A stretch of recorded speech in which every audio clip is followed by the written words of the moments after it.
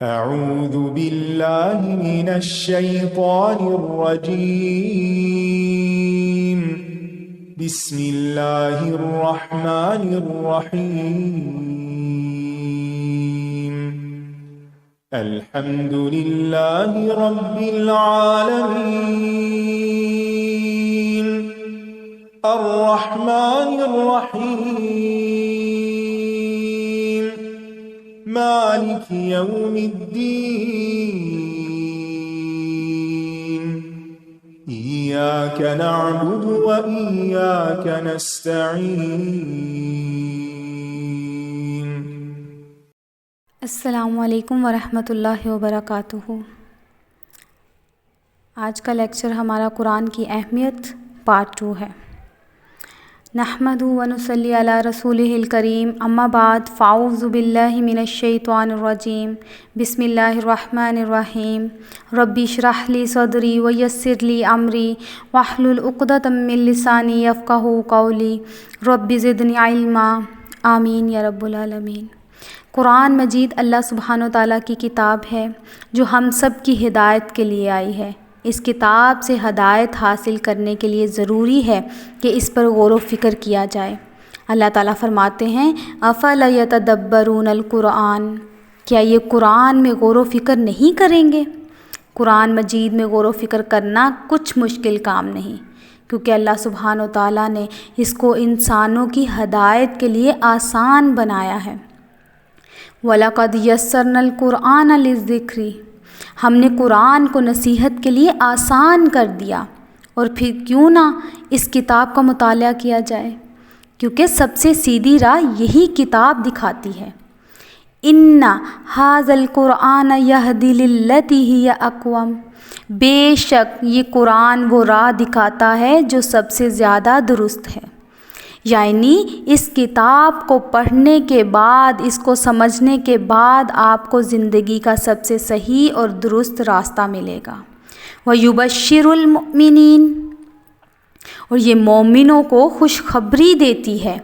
الَّذِينَ يَعْمَلُونَ الصَّالِحَاتِ، وہ لوگ جو نیک عمل کرتے ہیں، یعنی جو اس کتاب کو پڑھنے کے بعد اس پر عمل کرنے والے ہیں، ان کے لیے کس بات کی خوشخبری ہے؟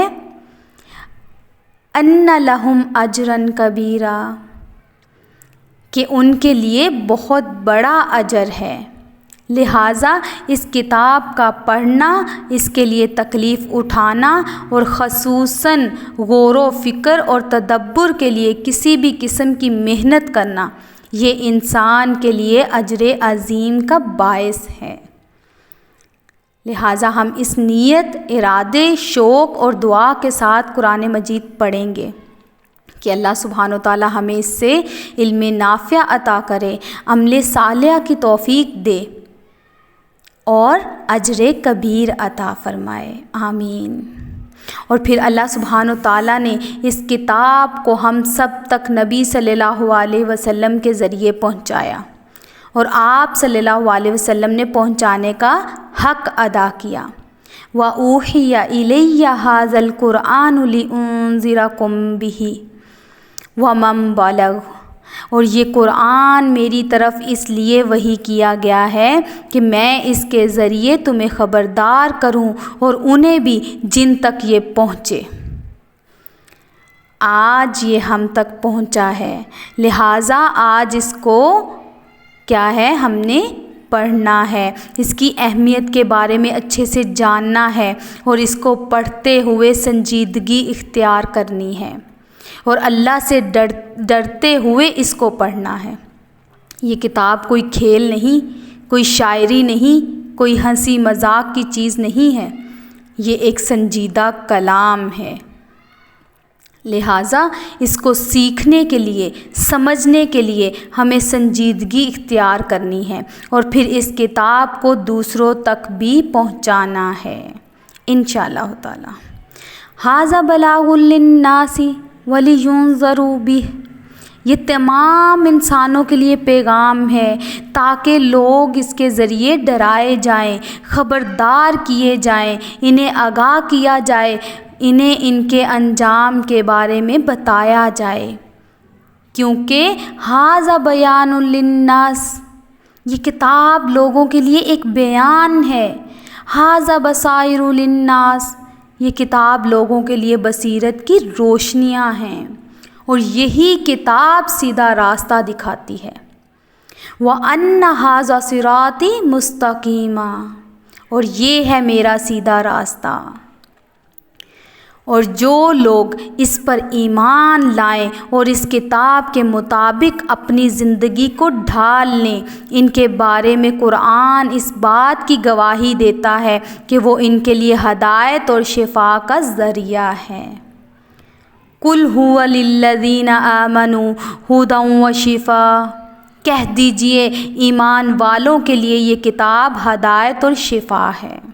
وَنُنَزِّلُ مِنَ الْقُرْآنِ مَا هُوَ شِفَاءٌ وَرَحْمَةٌ لِّلْمُؤْمِنِينَ، اور ہم قرآن کے ذریعے سے وہ چیز نازل کرتے ہیں جو مومنوں کے لیے شفا اور رحمت ہے.